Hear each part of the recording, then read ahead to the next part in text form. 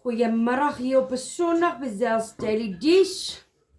Ons het sommer net 'n vleisietjie gebraai.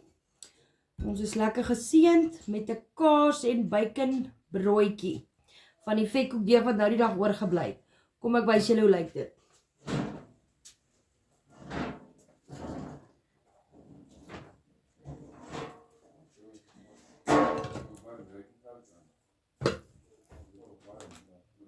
Lekker kaas en bacon broodjie.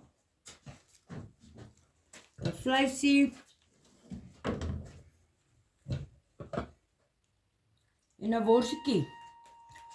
Dit is wat ons eet vir 'n Sondagete.